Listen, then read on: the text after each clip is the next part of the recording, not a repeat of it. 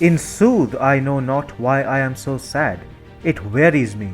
You say it wearies you, but how I caught it, found it, or came by it, what stuff it's made of, whereof it is born, I am to learn. And such a want which sadness makes of me, that I have much ado to know myself.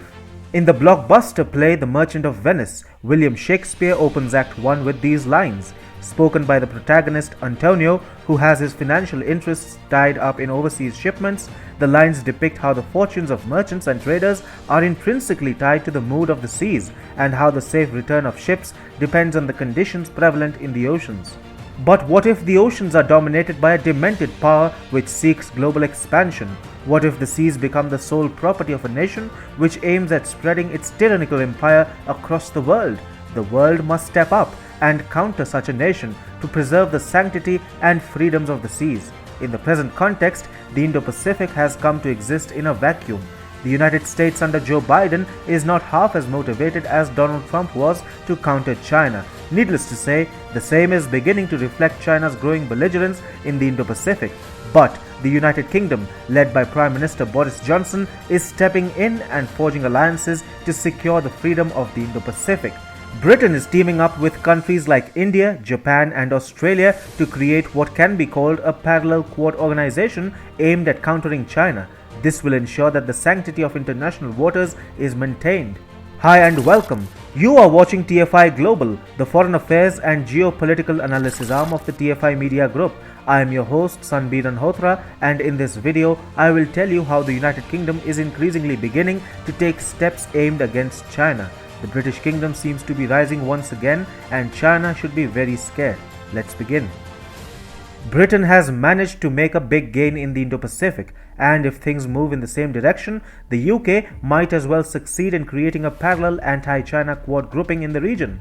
Britain's Indo-Pacific ambitions are based on closer ties with India, Japan, and Australia, and a closer relationship with these countries, which already form an informal strategic forum with the US called Quad, is ramping up British influence in the region. Britain and Australia announced a new trade deal on Tuesday. This is the first post-Brexit trade deal that the UK has negotiated from the scratch, as the European Union and Australia do not have a functional trade deal.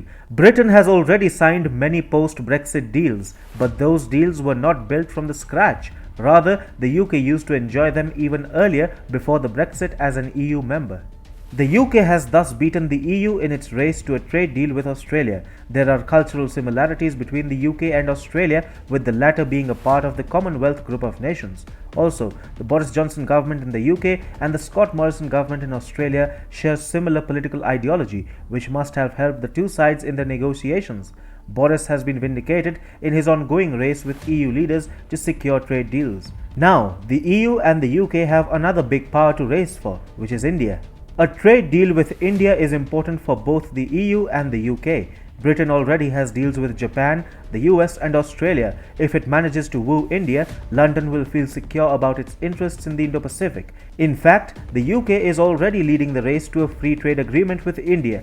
The two sides have had successful trade talks, and they are close to finalizing a deal. EU, on the other hand, remains far behind the UK. Last year, India's External Affairs Minister Dr. S. Jaishankar even suggested that the Indo-EU FTA talks have been stuck due to the EU's reluctance. So, Boris Johnson wasted absolutely no time in kickstarting intense trade deal negotiations with India, Japan, and Australia after leaving the European Union. The trade negotiations are in line with the larger British ambition of shifting a large chunk of its trade towards the Indo-Pacific region in a post-Brexit world.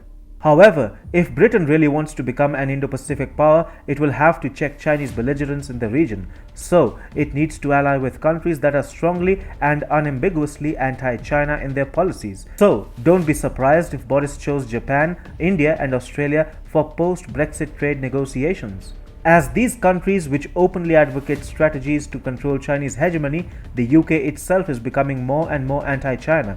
A report about British military planners formulating plans for the HMS Queen Elizabeth carrier in the Pacific as a part of international alliance to confront Beijing had appeared last October itself. In February this year, Japanese and British foreign and defense ministers also discussed ways of ensuring a free and open Indo-Pacific, in an apparent reference to Chinese belligerence in the region.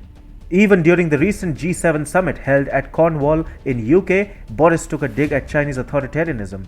He signed a new Atlantic Charter with US President Joe Biden that doesn't name China but involves an agreement to cooperate in areas like human rights, freedom of navigation, and lawful use of the seas, apart from a commitment to secure open and free trade between nations. The content of the charter is quite clearly directed against Beijing. On Tuesday, Morrison and Boris Johnson held a joint press conference after announcing the historic trade deal. Johnson took the opportunity to come down heavily on China. The British Prime Minister said, "If you ask me what do I find difficult about the way China behaves, it's very obvious. And it was clear at the G7, clear at NATO yesterday. I think people are worried about what's happening to the Uyghurs. They're worried about the general repressions of liberties in Hong Kong and some of the ways China behaves in its region, and it actually behaves particularly towards Australia." He added, "So, we stand shoulder to shoulder with our friends." Boris also said, "That's why we're sending a carrier strike group your way," in a reference to the 7-month voyage of the HMS Queen Elizabeth, which set sail from the UK in May for the South China Sea. The United Kingdom understands that it will have to collaborate with India, Japan, and Australia in the Indo-Pacific, and Boris is doing exactly that with a visible attempt to set up a parallel anti-China Quad grouping.